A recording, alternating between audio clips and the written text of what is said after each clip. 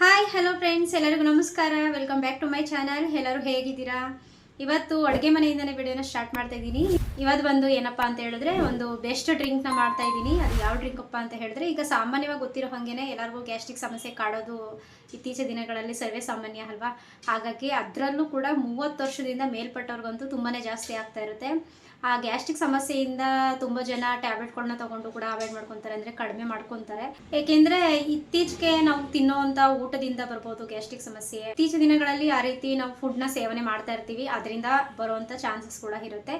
ಹಾಗೆ ನಮಗೆ ಗ್ಯಾಸ್ಟ್ರಿಕ್ ಸಮಸ್ಯೆ ಏನಕ್ಕೆ ಬರುತ್ತೆ ಬೇಗ ಅಂತ ಹೇಳಿದ್ರೆ, ನಾವು ತಿಂದಿದ್ದು ಅಂದರೆ ನಾವು ಜಾಸ್ತಿ ಹೊರಗಡೆ ಫುಡ್ನ ತಿನ್ನೋದ್ರಿಂದ ಆಗಿರ್ಬೋದು, ಅಥವಾ ನಮಗೆ ಡೈಜೆಷನ್ ಆಗದೆ ಇರೋದ್ರಿಂದ ಆಗಿರ್ಬೋದು, ಅಥವಾ ನಾವು ಮಸಾಲೆ ಐಟಮ್ಗಳನ್ನ ಜಾಸ್ತಿ ತಿನ್ನೋದ್ರಿಂದ, ಉಪ್ಪು ಖಾರ ಹುಳಿ ಈ ರೀತಿ ಐಟಮ್ಸ್ಗಳನ್ನ ತಿನ್ನೋದ್ರಿಂದ ಬೇಗನೆ ಗ್ಯಾಸ್ಟ್ರಿಕ್ ಸಮಸ್ಯೆ ಬರುತ್ತೆ ಅಂತ ಹೇಳ್ಬೋದು. ಹಾಗೆ ಸರಿಯಾದ ಟೈಮ್ಗೆ ಮೇಯ್ನ್ ಅಂತ ಹೇಳಿದ್ರೆ ಊಟ ತಿಂಡಿನ ಮಾಡದೇ ಇರುವಂಥದ್ದು.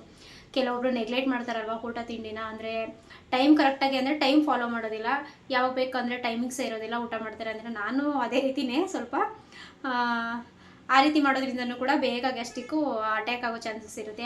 ಈಗ ಇತ್ತೀಚಿನ ದಿನಗಳಂತೂ ಗ್ಯಾಸ್ಟ್ರಿಕ್ ಸಮಸ್ಯೆಯಿಂದನೇ ಹಾರ್ಟ್ ಅಟ್ಯಾಕ್ ಕೂಡ ಆಗೋ ಸಾಧ್ಯತೆ ಹೆಚ್ಚಾಗಿದೆ ಅಂತ ಹೇಳ್ತಿದ್ದಾರೆ.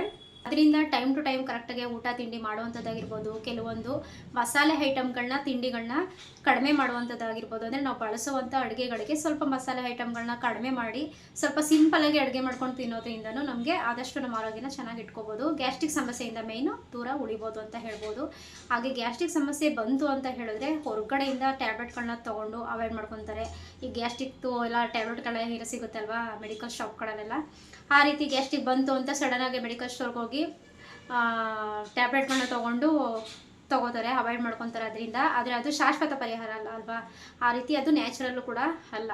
ಹಾಗಾಗಿ ನಾವು ಮನೇಲಿ ಅಡುಗೆಗೆ ಬಳಸ್ತೀವಲ್ವ, ಅದರಿಂದ ಬಳಸುವಂಥ ಕೆಲವೊಂದು ಸಾಮಾನುಗಳಿಂದ ನಾವು ಗ್ಯಾಸ್ಟ್ರಿಕ್ ಸಮಸ್ಯೆನ ಕಡಿಮೆ ಮಾಡ್ಕೊಬೋದು. ಅಂದರೆ ಒಂದೇ ಸಲ ಮಾಡಿಕೊಂಡು ಕುಡಿದ್ಬಿಟ್ರೆ ಕಡಿಮೆ ಆಗೋದಿಲ್ಲ. ಅಂದರೆ ಈ ಥರ ಡ್ರಿಂಕ್ಗಳನ್ನ ನಾವು ಮಾಡ್ಕೊಂಡು ಕುಡಿಯೋದ್ರಿಂದ ಸ್ವಲ್ಪ ಮಟ್ಟಿಗೆ ನಮಗೆ ಆರೋಗ್ಯನ ಸುಧಾರಿಸುತ್ತೆ, ಕಡಿಮೆ ಮಾಡುತ್ತೆ ಗ್ಯಾಸ್ಟ್ರಿಕ್ ಸಮಸ್ಯೆ ಅಂತ ಹೇಳ್ಬೋದು. ಆದರೆ ಇದನ್ನು ಆಗಾಗ ವಾರಕ್ಕೆ 1-2 ಸಲ 3 ಸಲ ಮಾಡ್ಕೊಂಡು ಕುಡಿದ್ರೂ ನಮ್ಮ ಆರೋಗ್ಯ ಹೆಲ್ತಿಯಾಗಿರುತ್ತೆ, ಬೇಗನೆ ಗ್ಯಾಸ್ಟ್ರಿಕ್ ಕೂಡ ನಿವಾರಣೆ ಆಗುತ್ತೆ ಅಂತ ಹೇಳ್ಬೋದು. ಗ್ಯಾಸ್ಟ್ರಿಕ್ ಸಮಸ್ಯೆದಿಂದ ಸ್ವಲ್ಪ ದೂರ ಉಳಿಬೇಕು ಅಂತ ಹೇಳಿದ್ರೆ ನಾನು ಇಲ್ಲಿ ಒಂದು ಡ್ರಿಂಕ್ನ ಮಾಡೋಕ್ಕೆ ಬಂದಿದ್ದೀನಿ. ಆ ಡ್ರಿಂಕ್ನ ಮಾಡ್ಕೊಂಡು ಕುಡಿಯೋದ್ರಿಂದ ಒಂದು 10-15 ನಿಮಿಷದೊಳಗಡೆ ನಮಗೆ ಗ್ಯಾಸ್ಟ್ರಿಕ್ ಸಮಸ್ಯೆ ಏನಿದೆ ಅದು ಸ್ವಲ್ಪ ಮಟ್ಟಿಗೆ ಕಡಿಮೆ ಆಗುತ್ತೆ ಅಂತ ಹೇಳ್ಬೋದು. ಹಾಗೆ ಈಗ ಗ್ಯಾಸ್ಟ್ರಿಕ್ ಅಸಿಡಿಟಿ ಅಂತ ಏನು ಹೇಳ್ತೀವಿ, ಇದರಿಂದ ಲಕ್ಷಣಗಳೇನಪ್ಪ ಅಂತ ಹೇಳಿದ್ರೆ ಉಳಿತೇಗೆ ಬರುವಂಥದ್ದು, ಮತ್ತು ಹೊಟ್ಟೆ ಉಬ್ಬರ ಬರುವಂಥದ್ದು, ಮತ್ತು ಹೊಟ್ಟೆ ನೋವು ಬರುವಂಥದ್ದು, ಈ ರೀತಿ ಸ್ವಲ್ಪ ಇನ್ನೂ ಬೇರೆ ಬೇರೆ ಸಿಂಟಮ್ಸ್ಗಳಿದೆ ಈ ರೀತಿ ಬರುವಂಥದ್ದು.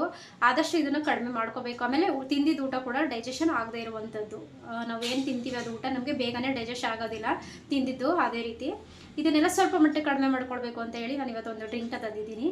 ಹಾಗೆ ಈ ಡ್ರಿಂಕ್ನ ಮಾಡೋಕ್ಕೂ ಮುಂಚೆ ಇನ್ನೂ ನನ್ನ ಚಾನಲ್ನ ಯಾರೆಲ್ಲ ಸಬ್ಸ್ಕ್ರೈಬ್ ಮಾಡದೆ ವೀಡಿಯೋ ನೋಡ್ತಿದ್ದೀರೋ ಪ್ಲೀಸ್ ದಯವಿಟ್ಟು ಬೇಗ ಹೋಗಿ ಸಬ್ಸ್ಕ್ರೈಬ್ ಮಾಡ್ಕೊಂಡು ವೀಡಿಯೋ ನೋಡಿ. ಹಾಗೆ ಇನ್ನೂ ಹೆಚ್ಚು ನನಗೆ ಸಪೋರ್ಟ್ ಮಾಡಿ ಅಂತ ಹೇಳ್ತಾ ಬನ್ನಿ ಈ ಡ್ರಿಂಕ್ನ ಹೇಗೆ ಮಾಡೋದು ಅಂತ ನೋಡೋಣ. ಮೊದಲಿಗೆ ನಾನಿಲ್ಲಿ ಗ್ಯಾಸ್ ಆನ್ ಮಾಡಿಕೊಂಡು ಒಂದು ಪಾತ್ರೆನ ಇಟ್ಕೊಂಡಿದ್ದೀನಿ. ಅದಕ್ಕೆ 1 ಲೋಟ ಆಗುವಷ್ಟು ನಾನಿಲ್ಲಿ ನೀರನ್ನು ಹಾಕೋತಾ ಇದ್ದೀನಿ. ನಂತರ ಇದಕ್ಕೆ 1 ಸ್ಪೂನ್ ಆಗುವಷ್ಟು ಜೀರಿಗೆನ ಹಾಕೋತಾ ಇದ್ದೀನಿ. ನಂತರ 1 ಸ್ಪೂನ್ ಆಗುವಷ್ಟು ಸೋಂಪು ಕಾಳನ್ನು ಕೂಡ ಇದರೊಳಗಡೆ ಸೇರಿಸ್ಕೊತಾ ಇದ್ದೀನಿ. ಇದ್ರ ಜೊತೆಗೇ ಸ್ವಲ್ಪ ಹುಣಸೆಹಣ್ಣು ಗಾತ್ರದಷ್ಟು ಬೆಲ್ಲನೂ ಕೂಡ ನಾನಿಲ್ಲಿ ಹಾಕೋತಾ ಇದ್ದೀನಿ. ಬೆಲ್ಲ ರಕ್ತ ಶುದ್ಧಿಯಾಗಲು ನಮಗೆ ದೇಹಕ್ಕೆ ತುಂಬಾ ಹೆಲ್ಪ್ ಆಗುತ್ತೆ, ಹಾಗೆ ಡೈಜೆಷನ್ಗೂ ಕೂಡ ಒಳ್ಳೆಯದು ಅಂತಲೇ ಹೇಳ್ಬೋದು. ಬೆಲ್ಲ ಬೇಡ ಅಂತ ಹೇಳಿದವರು ಸ್ಕಿಪ್ ಮಾಡ್ಬೋದು ಬೆಲ್ಲನ. ಹಾಗೆ ಈ ಡ್ರಿಂಕ್ ಏನಿರುತ್ತೆ ಇದು ಕಹಿ ಅಂತೂ ಏನು ಬರೋದಿಲ್ಲ, ಆರಾಮಾಗಿ ಕುಡಿಬೋದು. ಹಾಗೆ ಸ್ವಲ್ಪ ಬೆಲ್ಲ ಸೇರಿಸ್ಕೊಂಡು ಕುಡಿಯೋದ್ರಿಂದ ಸ್ವಲ್ಪ ರುಚಿ ಸಿಗುತ್ತೆ ಅಂತೇಳಿ ಅಷ್ಟೇ. ಇದನ್ನೆಲ್ಲ ಸೇರಿಸಿ ಒಂದು 5-6 ನಿಮಿಷನಾದರೂ ಚೆನ್ನಾಗಿ ಕುದಿಸ್ಕೋಬೇಕು ಸ್ಟವ್ ಮೇಲೇ. ಆಗ ಅದು ಸೋಂಪು ಕಾಳಲ್ಲಿ ಇರೋವಂಥದ್ದು ಮತ್ತು ಜೀರಿಗೆಯಲ್ಲಿ ಏನಿರುತ್ತೆ ಫ್ಲೇವರು ಎಲ್ಲ ರಸ ಎಲ್ಲ ಬಿಟ್ಕೊಳ್ಳುತ್ತೆ. ಆಗ ಈ ಡ್ರಿಂಕನ್ನು ನಾವು ಫಿಲ್ಟರ್ ಮಾಡಿಕೊಂಡು ಕೂಡ ಕುಡಿಬೋದು. ಇಲ್ಲ ನಾವು ಹಾಗೆ ಕುಡಿತೀವಪ್ಪ ಅಂತ ಹೇಳೋರು ಕೂಡ ಇದನ್ನು ಡೈರೆಕ್ಟಾಗಿ ಲೋಟಕ್ಕೆ ಸರ್ವ್ ಮಾಡಿಕೊಂಡು ಅದು ಡ್ರಿಂಕ್ ಏನಿರುತ್ತೆ ಅದನ್ನು ಕುಡಿದು ಮತ್ತು ಜೀರಿಗೆ ಸೋಂಪು ಕಾಳನ್ನು ಕೂಡ ಹಗ್ದು ತಿನ್ನೋದ್ರಿಂದ ಆದಷ್ಟು ಬೇಗ ನಮಗೆ ಗ್ಯಾಸ್ಟ್ರಿಕ್ ಸಮಸ್ಯೆ ಏನಿದೆ ಇದು ಬೇಗನೆ ಒಂದು 10-15 ನಿಮಿಷದೊಳಗಡೆ ಬೇಗನೆ ಕಡಿಮೆ ಆಗಿಬಿಡುತ್ತೆ. ಇದನ್ನು ವಾರದಲ್ಲಿ 1-2-3 ಸಲನಾದರೂ ಮಾಡ್ಕೊಂಡು ಕುಡಿಯೋದ್ರಿಂದ ಬೇಗನೆ ಅವಾಯ್ಡ್ ಆಗುತ್ತೆ ಅಂತಲೇ ಹೇಳ್ಬೋದು.